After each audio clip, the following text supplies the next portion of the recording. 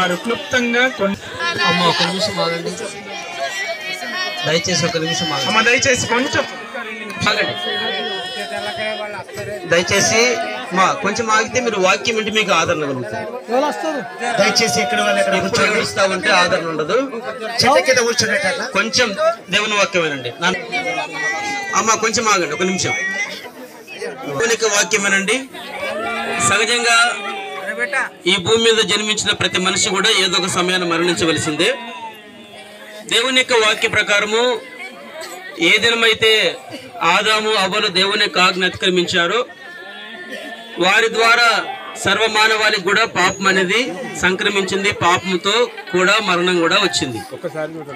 కాబట్టి ప్రతి మనిషి మరణించవలసిందే. ఎందుకు మనిషి మరణిస్తున్నాడు అంటే పాపాన్ని బట్టి మరణిస్తున్నాడు. సో మరణించిన తర్వాత ఒక వ్యక్తి పరలోకానికి దేవుని దగ్గరికి వెళ్ళాలంటే యేసుక్రీస్తు ప్రభు చెప్పిన మాట ఏంటంటే, నేనే మార్గమును సత్యమును జీవమును, నా ద్వారా తప్ప ఎవడును దేవుని యొద్దకు రాడని దేవుని యొక్క వాక్యం తెలియజేస్తా ఉంది. కాబట్టి సహోదరు సాయిల్ గారు యేసుప్రభుని అంగీకరించాడు, మారుమనసు పొందాడు, యేసుప్రభు రక్తం చేత కడగబడ్డాడు, రక్షణ పొందాడు. దేవుని చిత్తమైనది దేవుని యొద్దకు ఆయన గత దినాన చేరుకున్నాడు. ఈ దినం మనం ఆయన భౌతిక కాయాన్ని మనం సమాధి చేయడానికి తీసుకొచ్చాం. సహజంగా మరి ఒక వ్యక్తి చనిపోయిన తర్వాత అందరికి కూడా బాధ ఉంటుంది. కానీ దేవుని యొక్క వాక్యం మనల్ని ఆదరిస్తుంది. దేవుని యొక్క వాక్యంలో ఒక మాట మనం చదువుదాము. ఎందుకు ఒక మనిషి మరి మరణించిన తర్వాత సమాధి చేయాలి అనే వాక్యం మనం గమనించినట్లయితే చూడండి, యెషయా గ్రంథము మరి 26వ అధ్యాయం 19వ వచనంలో ఈ విధంగా చెప్పబడింది. యెషయా గ్రంథము 26వ అధ్యాయము 19వ వచనంలో ఈ విధంగా చెప్పబడింది, మృతులైన నీ వారు బ్రతుకుదురు, వారి శవములు సజీవ, నా వారి శవములు సజీవుల మగును, మట్టిలో పడి ఉన్న వారులారా మేలుకొని ఉత్సహించుడి. మీ మంచు ప్రకాశమానమైన మంచు భూమి తనలోని ప్రేతలను సజీవులుగా చేయు. భూమి తనలోని ప్రేతలను సజీవులుగా చేయను. సహజంగా ఎందుకు ఒక మనిషి చనిపోయిన తర్వాత సమాధిలో పెడతారంటే, దేవుడు ఈ భూమి ఒక గుణం ఇచ్చాడు, తనలోని వారిని సజీవులుగా చేయను. ఒక దినాన యేసుక్రీస్తు ప్రభు మధ్యాకాశంలోకి వచ్చినప్పుడు ఎవరెవరు సమాధులు ఎవరైతే ఉన్నారో సమాధులన్నీ కూడా తెరవబడతాయి అని దేవుని యొక్క వాక్యం తెలియజేస్తా ఉంది. కనుక సహోదరుడు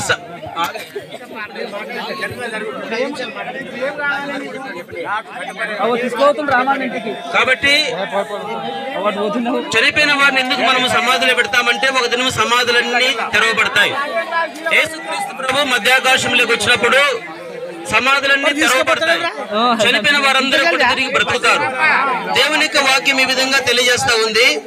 చూడండి, మరి యెహెజ్కేలు గ్రంథం 37వ అధ్యాయము 12వ వచనంలో ఈ విధంగా చెప్పబడింది. యెహెజ్కేలు గ్రంథము 37వ అధ్యాయం 12వ వచనము, కాబట్టి ప్రవచనం ఎట్లనము ప్రభువు యెహోవా సెలవిచ్చినదేమనగా, ప్రభువు యెహోవా సెలవిచ్చినదేమనగా, నా ప్రజలారా మీరున్న సమాధులను నేను తెరిచెదను, మీరు ఉండు సమాధులను నేను తెరిచెదను. ఈ విధంగా తెలియజేస్తా ఉంది. సమాధులన్నీ తెరవబడతాయని దేవుని యొక్క వాక్యం తెలియజేస్తా ఉంది. సమాధుల నుండి మిమ్మల్ని బయటికి రప్పించి, ఇశ్రాయేలు దేశంలో తోడ్కొని వచ్చేదను. కాబట్టి సమాధుల నుంచి మిమ్మల్ని బయటికి రప్పించి, ఏ విధంగా సమాధులన్నీ తెరవబడినప్పుడు ప్రతి మనిషి బయటకు వస్తాడో అట్లనే ఈ యొక్క సామ్యూయల్ లేదంటే సాయిల్ కూడా బయటకు వస్తాడని దేవుని యొక్క వాక్యం తెలియజేస్తా ఉంది. చూడండి, దానియేలు గ్రంథం 12వ అధ్యాయం 2వ వచనంలో ఈ విధంగా చెప్పబడింది. దానియేలు గ్రంథము 12వ అధ్యాయము 2వ వచనం. దానియేలు గ్రంథం 12వ అధ్యాయము 2వ వచనము చదవండి ఒకసారి. దానియేలు గ్రంథం 12వ అధ్యాయము 2వ వచనము. మరియు సమాధుల్లో నిద్రించి అనేకులు మేలుకొందరు, కొందరు నిత్య జీవం అనుభవించుటకును, నింద పాలొకటకును, నిత్యముగా ఏలవుటను మేలుకొందరు. మరియు సమాధులలో ఉన్న వారందరూ కూడా మేలుకుంటారని దేవుని యొక్క వాక్యం తెలియజేస్తా ఉంది. ప్రియ సహోదరుల తలంపు ఏంటంటే, ఇక్కడ చాలా మంది చేరి వచ్చారు మరణానికి. ఒకనొక దినాన ఈ సమాధి తెరవబడతాది అనగా ఇప్పుడు మనం సమాధిలో పెడుతున్న ఈ యొక్క సాయిల్ గారు తిరిగి లేవడానికి ఒక దినం సమాధి తెరవబడుతుంది. ఆయన యేసుప్రభుని అంగీకరించి మారు మనసు పొంది పాప క్షమాపణ పొంది ఆయన దేవుని యొద్దకు వెళ్ళాడు. ఒకనొక దినాన ఈ దేహం కూడా లేపబడి ఆయన దేహంతో కలిసి దేవుని సన్నిధిలో దేవుని రాజ్యంలో సదాకాలం ఉంటాడు. మనకందరికి తెలిసిన విషయం ఏంటంటే యేసుక్రీస్తు ప్రభు ఆ కలవరి శిలువలో కేక వేసి ప్రాణం వదిలిన ప్రణగా మత్తయి సువార్త 27:51 ఆ దేవాలయపు తెర పైనుండి కింది వరకు చిరిగింది. అనేకమైన సమాధులు తెరవబడ్డాయి. సమాధిలో ఉన్న వారందరూ కూడా బయటకు వచ్చారు. వారు పరిశుద్ధ స్థలంలో పరిశుద్ధ పట్టణంలో ప్రవేశించారని దేవుని యొక్క వాక్యంలో చెప్పబడింది. చూడండి 51వ వచనం చదవండి. మత్తయి సువార్త 27:51 మత్తయి సువార్త 27:51 అప్పుడు దేవాలయపు తెర పైనుండి చిరిగి అప్పుడు దేవాలయపు తెర పైనుండి క్రింది వరకు రెండుగా చిరిగెను. భూమి వణికెను, బండలు బద్దలాయెను, సమాధులు తెరవబడెను. నిద్రించిన అనేక మంది పరిశుద్ధ శరీరములు లేచెను. కాబట్టి నిద్రించిన అనేక మంది పరిశుద్ధుల శరీరములు లేచెను. కాబట్టి ఏ విధంగా సాయిల్ గారు దీర్ఘ నిద్రలోనికి వెళ్ళాడు. క్రైస్తవ మరణం అనేది ఒక నిద్ర లాంటిది. ఏ విధంగా మనము ఉదయం అంతా పనిచేసి సాయంకాలము రాత్రిపూట పడుకొని ఉదయకాలం లేస్తాము, అట్లనే ఈ సాయిలు కూడా దేవుని యొక్క వాక్య ప్రకారము దీర్ఘకాలపు నిద్రలోనికి వెళ్ళాడు. ఒకనొక దినాన సమాధులన్నీ తెరవబడతాయి. సమాధుల నుంచి ఆయన కూడా బయటకు వస్తాడు, దేవుని రాజ్యంలో సదాకాలం ఉంటాడు. చూడండి మరొక మాట మనం చదువుతాం. యోహాను సువార్త 5:28 యోహాను సువార్త 5:28 దీనికి ఆశ్చర్యపడకుడి ఒక కాలం వచ్చినది, కాలం వచ్చుచున్నది, ఆ కాలంలో సమాధిలో ఉన్న వారందరూ ఉంది. సమాధుల నుండి మిమ్మల్ని బయటికి రప్పించి ఇశ్రాయేలు దేశంలో తోడ్కొని వచ్చేదను. కాబట్టి సమాధుల్లో నుంచి మిమ్మల్ని బయటికి రప్పించి ఏ విధంగా సమాధులన్నీ తెరవబడినప్పుడు ప్రతి మనిషి బయటకు వస్తాడు, అట్లనే ఈ యొక్క సామ్యూయల్ లేదంటే సాయిల్ కూడా బయటకు వస్తాడని దేవుని యొక్క వాక్యం తెలియజేస్తా ఉంది. చూడండి దానియేలు గ్రంథం 12:2 ఈ విధంగా చెప్పబడింది. దానియేలు గ్రంథము 12:2 దానియేలు గ్రంథం 12:2 చదవండి ఒకసారి. దానియేలు గ్రంథం 12:2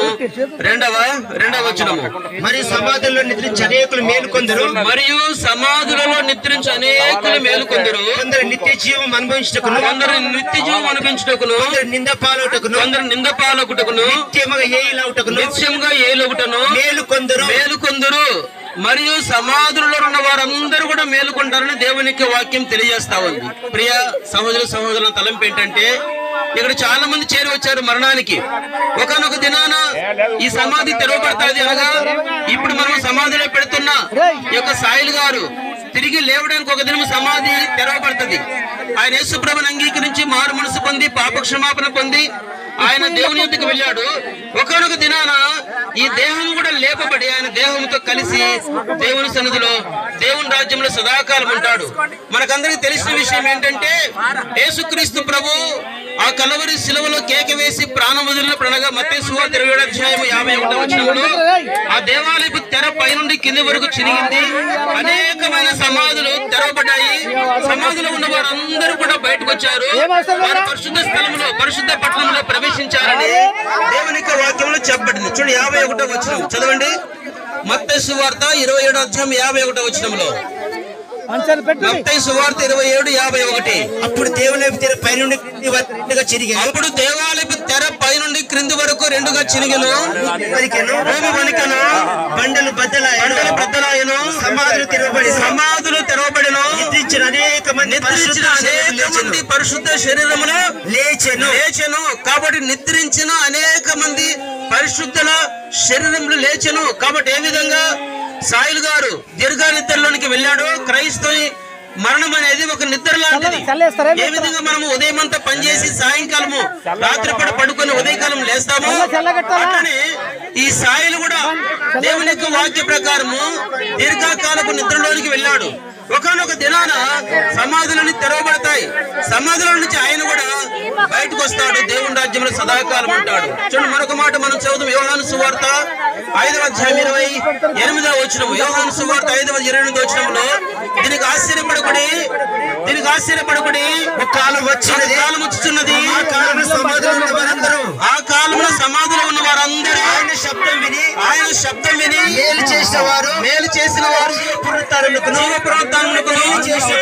చేసిన వారు తీర్పు పునరుత్థానమునకు బయటకు వచ్చెదరు. ప్రేరణ తలంపు ఏంటంటే క్రైస్తవులకు ఒక నిరీక్షణ ఉంది, సమాధంలో ఒక దినం తెరబడతాయి. యేసుక్రీస్తు ప్రభు లోకంలో బ్రతుకున్న కాలంలో చనిపోయిన ముగ్గురిని ఆయన బ్రతికించాడు. లాజరును బ్రతికించాడు, ఆ యొక్క నాయని వెదురాని కుమారుని బ్రతికించాడు. అంతేకాకుండా సమాజ మందిరపు అధికారి కుమార్తెను బ్రతికించాడు. దేవునికి మరణం మీద విజయం ఉంది. ప్రభువు యేసుక్రీస్తు వారు ఏ విధంగా మరణించి సమాధి చేయబడి తిరిగి లేచాడు, అదే ప్రకారం ప్రభువు యేసుక్రీస్తు వారిని విశ్వాసం వచ్చిన వారు చనిపోయిన కూడా బ్రతుకుతారని 11వ అధ్యాయము యోహాను సువార్తలో చెప్పబడింది.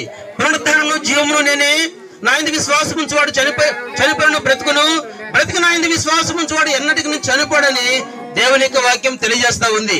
ఏ విధంగా ఆదాము నందు అందరము నిద్రపోతున్నాము, చనిపోతున్నామో, క్రీస్తునందు అందరూ బ్రతికించబడతారని మరి కొరింథీ రాసిన మొదటి పత్రిక 15:22లో చెప్పబడింది. కనుక ప్రియ సహోదరులారా, ఇక్కడ వచ్చిన వారందరిలో ఎవరైనా సరే మనం కూడా ఒక దినం మరణిస్తాం, మనలో ఒక దినం సమాధి చేస్తారు. మనం మరణించిన తర్వాత మనం ఎక్కడికి వెళ్తాం? ఇప్పుడైతే సాయిల్ గారు సమాధి చేసిన తొందరపడుతున్నాం, ఒకనొక దినం మన పరిస్థితి కూడా ఇదే. మనం మరణించిన తర్వాత